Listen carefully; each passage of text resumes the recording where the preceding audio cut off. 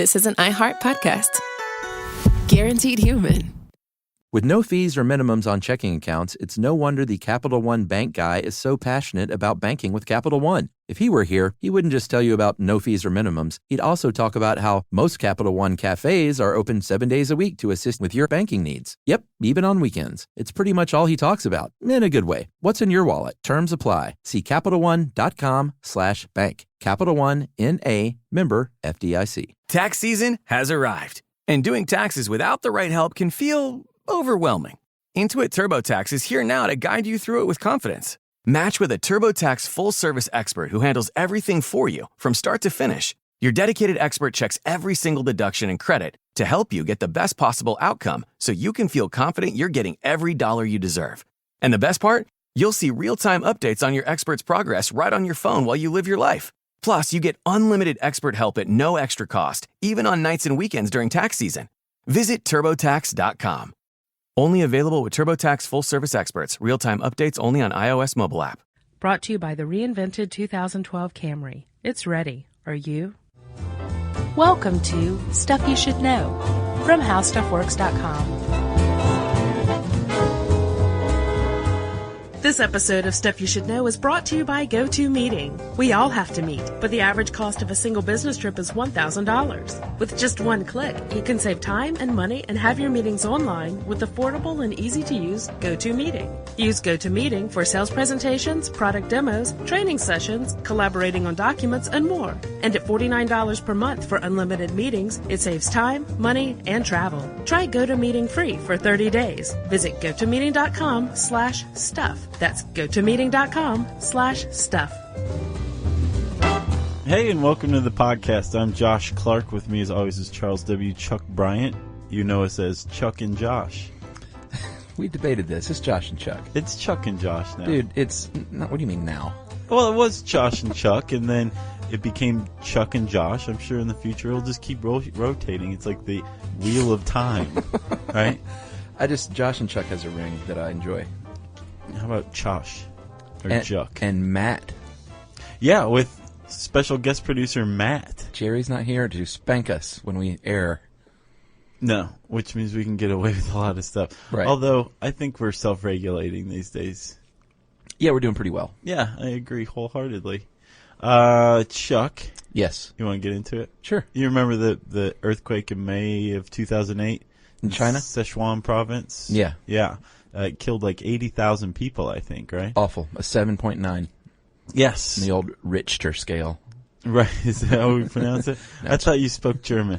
I just thought it'd be funny if we mispronounce like even things that everybody knows, because we have a reputation for mispronouncing difficult things. All right, let's start doing it. The Richter scale. Okay. Well, on the Richter scale, can we do that? Sure. It hit what did you say? A 7.9? Yeah, thereabouts. And like I said, killed 80,000 people. It was an enormous, horrific earthquake. And very quickly, I remember NPR was there because they were like covering the Olympics, so everybody went to Sichuan instead. Right, sure. Because it was right before the Olympics, right? We were here. But NPR did like a month of coverage on this earthquake. Like everybody was talking about it. Yeah. But one thing that flew under the radar, at least my radar, was that there were and still are allegations that the earthquake was actually man-made, at least hastened by a man-made structure. Yeah. Specifically You're pointing at me. The zipping poo dam? Something like that, yeah. Zipping poo? Zipping poo? Yeah, that's something like that. Right. Yeah. Yeah, it flew below my radar, too. I had no idea about this. Did you see that, like, on a search? There's, like, tons of articles on it. They just got no play. Yeah. Yeah. So, what we're talking about is something that's called reservoir-induced seismicity. Yes. Right? And to a certain degree, induced seismicity to a greater extent. I don't know what you just said. Not only reservoirs. I got a couple of other nuggets. Yeah. Chuck dug up some other man-made earthquake phenomena, right? Sure. But let's start with reservoir-induced seismicity, right? Or let's start with dams.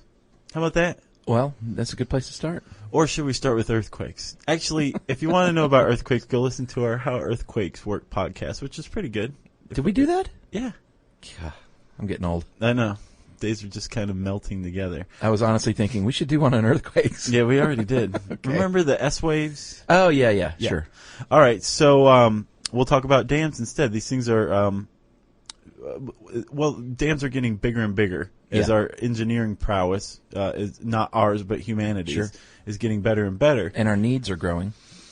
Right. Sure. So I think constructing a dam in the first place, what you're doing is you're just putting a wall up in front of a river and letting the water backfill, right? Pretty easy. But by doing this, number one, you're changing the river hydrology downstream. Yeah. E.g., the people downstream are in big trouble. Well, right? Sure. But you have to take into account the area around the dam. What was normally once just dry land, right, with a river running through it, and probably some villages. Lake Lanier. I think there's no natural lake in Georgia. They're all man-made, from what I understand. That's what I understand too. But Lake Lanier specifically has a town beneath it, and when the reservoir decreases, you can see a Gulf 76 sign popping up out of it. Have you ever seen that? No, really? It's creepy. That is creepy. That's why also they can never find somebody who dies in Lake Lanier because they get caught up in like power lines or in a convenience store or something like that. Shopping. Yeah, under the water. Shopping dead. Uh-huh. Yeah. But around this area, in what used to be dry land, there's also dirt and rock and oftentimes mountains. Sometimes fault lines. Because you want to use the natural geography of the area to hold this water in, right? You ever been to the Hoover Dam? I haven't. I've flown over it.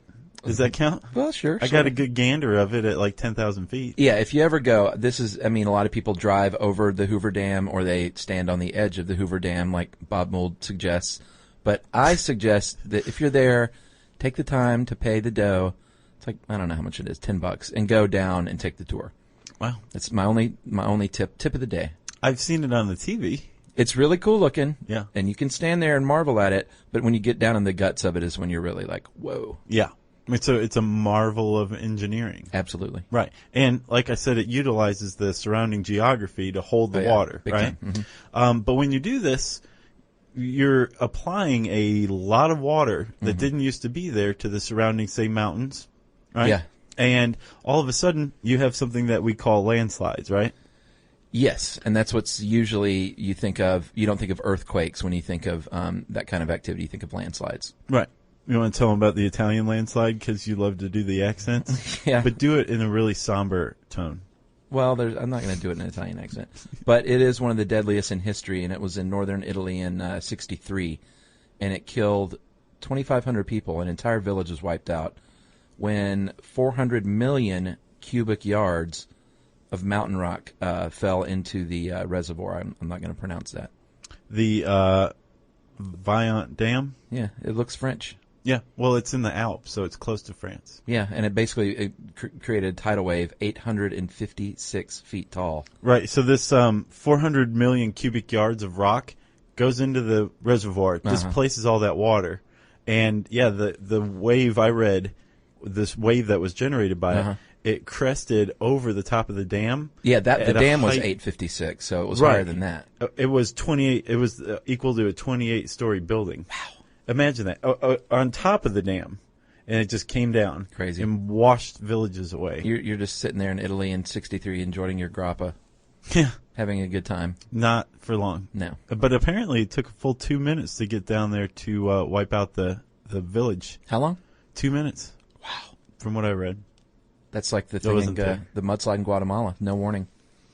No, and there's also some in China that apparently have been pretty disastrous, thanks to a dam there, the Three Gorges Dam, which is a pretty famous dam. It's on the Yangtze River, right? Yeah, they were kind of worried about that one. Yeah, and they kind of should be, from what I understand. Yeah. As whenever, just about any time they raise or lower the reservoir, or when they initially filled it, landslides started happening. And there was one in 2007 that buried a bus. I guess it just kind of caught them unawares. What a horrific death! To be buried in a bus. To be buried alive in any way, but yeah, sure. Bus would probably be bad. Especially in a bus. You ever taken a bus trip? Yes. I would not want to be buried alive on a bus trip. Nor would I. No. Because you're like, I can't believe I'm surrounded by these people while I'm alive, you know? Exactly. Yeah. Not to make light of it. No. Okay. Don't want to come across as insensitive. No. So, Chuck, these are just landslides we're talking about. That's a totally different, destabilizing the dirt that holds up mountain rock is totally different from an earthquake, right? Indeed. So how do we get to the reservoir-induced seismicity? How do we get to a dam creating an earthquake? Well, in the case of the one in China, the Zipingpu Dam is 50 stories tall. It can store more than 1 billion cubic meters of water from the Minjiang River. Right. So all of a sudden you have a regular river, and then all of a sudden it weighs, 1 billion cubic meters more. Well, that's not a weight, but you know what I mean. Right. So that's going to create a lot more pressure on the ground beneath it. Right. And if there's a fault line there, then you're in big trouble. Yeah, and we don't really know whether there are fault lines there when we're constructing dams, it turns out. Apparently there was a survey in 1990 by the World Bank that found that 49 projects, like more than 3/4 of them that were surveyed, all had unexpected geological activity, right? Yeah. And apparently it costs millions and millions to do a survey of an area, and you may find that, there's a fault line there that we didn't know about. So companies who build dams oftentimes don't want to know that whether or not there's a fault line there. I've seen that not a lot of research goes in. Well, I don't want to say not a lot of research, but many times not enough research goes into the underground situation. Right, and for the Three Gorges dam, they're actually, it's built over 2 fault lines. Yeah. And they're just waiting for this thing to blow, apparently. Yeah, and they said it might be a big one, too. So with the 2008 earthquake, China kind of got into this issue of reservoir-induced seismicity. And it's already kind of cloudy. It's kind of one of those walks like a duck scenarios. Sure. Because you have increased seismic activity in areas as reservoirs are being filled. Right. You have earthquakes that people weren't expecting, right? Obviously, but even geologists weren't expecting, right? Or seismologists, with an epicenter under the dam, right? Yeah. So it's like, yes, dams are creating earthquakes, right? But again, there's a lot of money at stake. If people become more aware of RIS, which is what people in the know call it, then people who live downstream from a dam, right, are going to want their houses earthquake proof, which is going to raise the cost through the roof. Yeah, they're not going to do that. Right. And like I said, with China now in it, it's become obfuscated even further. Yeah, because in the case of China, there's probably a lot of houses that need to be retrofitted. Well, not just that. The government's politically in the hot seat right now. And the earthquake in 2008, they tried to distance themselves because it was a government project. And building a dam in and of itself it's a very utilitarian pursuit if a dam can create an earthquake and kill people, or there are landslides and that kills people, because you're helping, X number of people. Like the Zipingpu dam generates like 760,000 kilowatt hours of electricity. Oh yeah, you need dams for sure. You do, but at the same time, so it's kind of like, oh, okay, well, there's a bus full of people that just got buried, but we have all this electricity. Right. So when you throw that in, when you throw the money in, and then a 1994 paper in the Journal of Environmental Law and Litigation. Do you get that? That sounds like a laugh a minute. It does. It concluded that people in other countries who were affected by reservoir-induced seismicity from American-built dams had legal grounds to sue those people in the U.S. for damages. Right. Well, that surprised me. Basically, there's a lot of people out there who are like, RIS doesn't exist, but it does. Right. Yeah. And it's not just the water pressure sitting on top of these plates that can cause it. What also happens is the water seeps down in there and fills up all the little cracks. And if there's way more water doing this, then that can cause fractures to become larger or to shift around, and that might be one of the reasons too. Right, and it also lubricates it, doesn't it? It goes down to these fault lines, because you think about it, like you have tectonic plates, you have fault lines where the Earth is basically sitting like just on the tiniest ledge of one plate over another. Yeah. And if you get some water in there and lube it up, then they slip, and you have an earthquake. It's called pore pressure, my friend. Nice. It's pore pressure is the fluid pressure in the pores and the fractures of the rocks, and it acts against the weight of the rock. So when pore pressure is low, the imbalance of what they call it in situ Earth. Have you ever heard that phrase? Does it mean like stable bedrock or something like that? Sort of. It's Latin. It can mean a bunch of different things, but in the case of the Earth, it means in the place, as in water or oil that hasn't been extracted yet. Oh, yeah. Or gas, let's say, whatever's down there, any kind of natural Earth. So the imbalance of the in situ Earth stresses will cause the occasional earthquake, and if the pore pressure is increased, then it takes a lot less of an imbalance for these to get out of whack. Gotcha. And one of the reasons that that might happen is if you inject something into the subsurface or if you extract something from the subsurface, like maybe oil. Right. Or water. Right. Or gas. Yeah. And that all made sense because I've often posed the question, does the Earth need its oil? Like, we're extracting oil, but maybe it has a really vital function down there, maybe as a lubricant. I kind of found out that wasn't necessarily true, that, if we pull out all the oil from we can't pull out all the oil. I think it leaves about a third. They leave at least a third in all reservoirs because we just don't have the technology to get to Really? it. Yeah. But what I gathered from researching this a little bit today is that it doesn't necessarily, it's such a small amount still compared to the density of the Earth that these like small empty pockets might make things move around and cause like some minor tremors. But it's not like we're going to have the big one day if we tap the oil out of the Earth. But we also use like water injection technology too. Bingo. And that can cause an earthquake, right? Yeah, and that's when you inject like steam or water or CO2 to either move the oil around or heat it up, make it more viscous, and that means it'll flow to a channel where it's easier to tap it. Or they do that for water wells too. Right. To make water more readily available. I think there were some surprising earthquakes in Colorado in the 90s that had to do with natural gas drilling. Oh, really? Yeah. Well, the other thing they do is they inject wastewater into the Earth. I did not know that. I didn't either. I always wondered where it went. Well, a lot of they I just assumed we were all drinking it. Well, I think it's a certain amount we do. But there's way more wastewater than there are mouths to drink it. So evidently they'll drill down into the Earth and inject, they'll supposedly clean it. Well, I say supposedly. They clean it. Yeah. I've never witnessed it, but why would they lie? Why would they lie? I don't know. I mean, who would lie when money's at stake? So they inject the wastewater back into the Earth, and that's, hasn't created any problems thus far. Yeah, yet.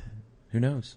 I remember we talked about like carbon sequestration once, where we were talking about taking CO2. Remember capturing it from smokestacks and then putting it into the Earth?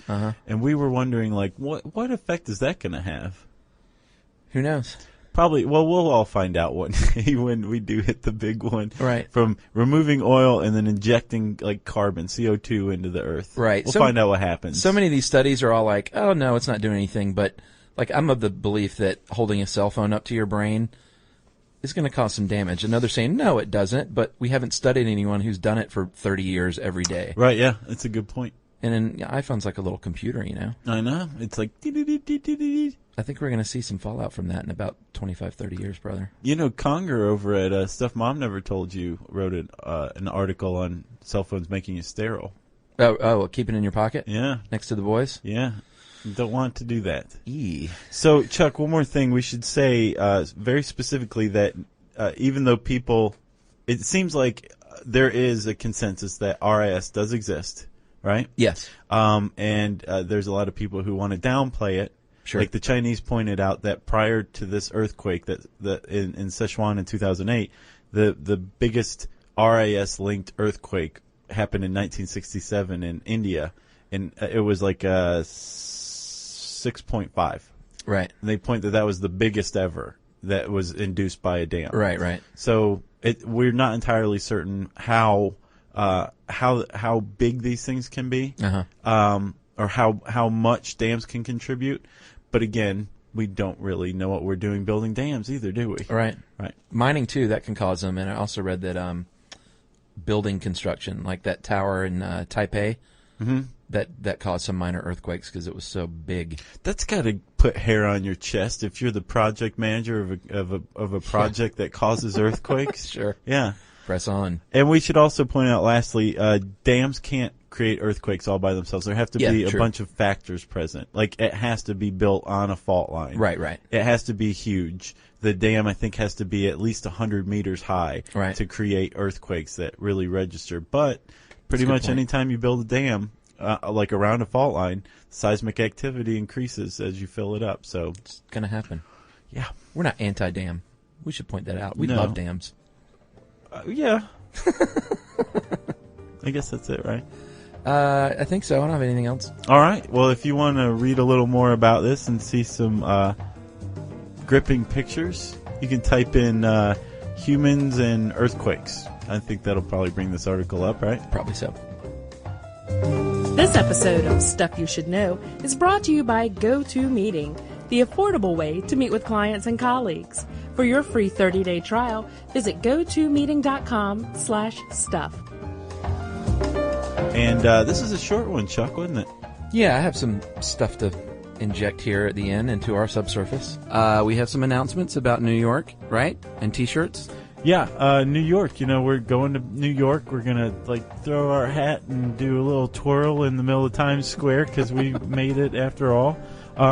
We're going to be at the Knitting Factory. We're having a Stuff You Should Know meet and greet. Happy with hour. Fans, happy hour. Uh-huh. Come hang out with us. You pay for your own drinks or whatever, but we're not charging anything to get in. Yeah. We may or may not be wearing shirts. And it's going to be at the Knitting Factory. We're going to have shirts. We're going to have T-shirts. We can go ahead and say that. That's right, we are. We're We gonna will have shirts. Stuff You Should Know T-shirts, the very first ones, and Josh designed it. That's how awesome it is. Oh, go on. You did? Yeah. It's pretty cool. Anyway, that's at the Knitting Factory in Brooklyn on Monday, June 7th from 5:30 to 7:30, right? Yes, and a concert will follow in the main space, sponsored by the Onion newspaper, who are our buddies now. Yeah. And I think that's like $10 or $12 if you want to get into that. And we'll Yeah. be hanging out all night. So Yes, we'll be there. And then Wednesday, June 9th, we're doing an all-star team trivia yes, featuring us, Joe Randazzo, who is the editor of The Onion, and a couple of other famous type, nerdy famous people that are funny. very nice. But we can't commit to those just yet because we don't want to disappoint you in case they don't show up. I guess we should tell them where it is, right? You don't think they should just drive around New York looking for Guess. us? Yes, it's at the Bell House, Josh, and that Right. is in Brooklyn, New York. And it goes from 7 to 9 as trivia starts at 7, doors at 6:30. Right. So show up early and rub elbows with us and drink a adult beverage with us. And trivia starts at 7. It's game on for the next 2 hours. And should be a really fun time. Right on, Chuck. Sounds good, huh? Yes. And we'll also put this on the Facebook page, too, just so people know. And if you're not a fan of ours, or if you don't like our fan page on Facebook, go check it out. It's we're on there a lot. Actually, Chuck is just killing it. Talking to people. Sure. He walks around shaking hands, kissing babies. Right, It's yeah. crazy. It's awesome. And we have a Twitter account, SYSK Podcast. You're killing the Twitter. You're very funny on there. And one last thing, if you listen to our Guatemala podcast, part 1 and 2, you know that we worked with an organization down there called Cooperative for Education. Yeah. And they have a text donation drive going, and if you aren't a super cheapskate, then you should give a measly $5 $5 to get textbooks for life for a Guatemalan student. Yeah, you don't even have to actually spend any money. You just pay your bill plus $5 at the end of the month. You'll never even know. Right. You just text the word stuff, STUFF, to 20222. You'll get a text back, and it'll say, "You sure?" or something like that. And you text yes back. Mm-hmm. And there you go. Bada That boom, easy. bada bing. And what data and wireless rates apply, maybe? Yes, they definitely do in certain cases. And if you live outside the United States, you can go to the website coed.uc.org, and you can donate there if you live outside the United States. Booyah. Worthy cause. Let's do listener mail now. Did we do T-shirts? No. T-shirt contest is officially on, has been going on. It closes at the end of the month, May 31st at midnight. Yes. And that's Eastern time, right? Eastern time. Yeah. If you submitted once, you got to resubmit. Do a one-sided design, not on both sides, and that's pretty much our only limitations at this point. Except you have to be American. Yeah. It's crazy. Like, you can't be a part of this. Yeah, you have to be a bystander.